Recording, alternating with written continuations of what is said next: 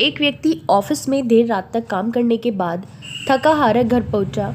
दरवाज़ा खोलते ही उसने देखा कि उसके 5 साल का बेटा सोने की बजाय उसका इंतज़ार कर रहा था। अंदर घुसते ही बेटे ने पूछा, पापा क्या मैं आपसे एक क्वेश्चन पूछ सकता हूँ? हाँ हाँ पूछो, क्या पूछना है? उसके पिता ने कहा। बेटा, पापा आप 1 घंटे में कितना कमा लेते हैं?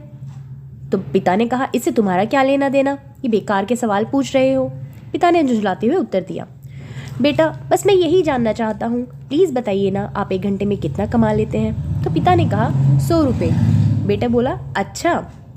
तो उसने कहा, पापा क्या आप मुझे 50 रुपये उधार दे सकते हैं? इतना सुनते ही वो आदमी आग बबूला हो उठा। तो तुम इसलिए ये फालतू का सवाल कर रहे थे ताकि मुझसे पैसे लेकर तुम कोई बेकार का खिलौना या ऊट पटांग चीज़ें खरीद सको? चुपचाप अपने कमरे में जाओ और सो जाओ। सोचो तुम कितने शेल्फिश हो। मैं दिन रात मेहनत करके पैसे कमाता हूँ और तुम उसे बेकार की चीज़ों में बर्बाद करना चाहते हो। ये सुन के बेटे की आंखों में आंसू आ गए और वह अपने कमरे में चला गया। व्यक्ति अभी भी गुस्से में था और सोच रहा था कि आखिर उसका बेटा ऐसा करने की हिम्मत कर कैसे सकता है। 1 घंटे बाद उसका गुस्सा थोड़ा शांत हुआ और वो सोचने लगा कि मैं किसी ज़रूरी काम के लिए, हो सकता है उसने किसी ज़रूरी काम के लिए पैसे मांगे हो, क्योंकि आज से पहले उसने कभी इस तरह से पैसे नहीं मांगे थे। फिर वह उठकर बेटे के कमरे में गया और बोला, क्या तुम सो रहे हो? नहीं, जवाब आया। मैं सोच रहा था शायद मैंने बेकार में ही तुम्हें डांट दिया। दरअसल दिन भर के काम से मैं बहुत थक गया था। आई एम सॉरी, ये लो अपने 50 रुपये। ऐसा कहते हुए पिता ने अपने बेटे के हाथ में 50 का नोट रख दिया। बेटे ने बड़ी खुशी के साथ बोला, थैंक यू पापा।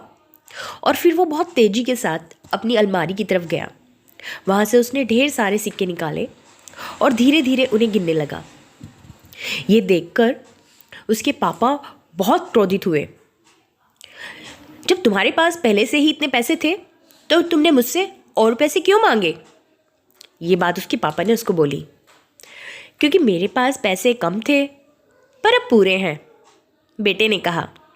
पापा, अब मेरे पास 100 रुपये हैं, क्या मैं आपका 1 घंटा खरीद सकता हूँ?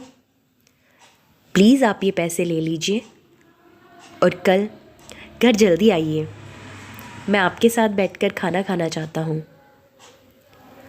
दोस्तों, इस तेज़ रफ्तार ज़िंदगी में हम कई बार खुद को इतना बिजी कर लेते हैं कि उन लोगों के लिए ही समय नहीं निकाल पाते जो हमारे जीवन में ज़्यादा इम्पोर्टेंस रखते हैं। इसलिए हमें ध्यान रखना होगा कि इस आपाधापी में हम अपने माँ बाप, जीवन साथी, बच्चों, अपने माँ बाप के लिए समय निकालें, वरना एक दिन हमें भी एहसास होगा कि हमने छोटी मोटी चीज़ों के लिए कुछ बहुत बड़ा खो दिया है।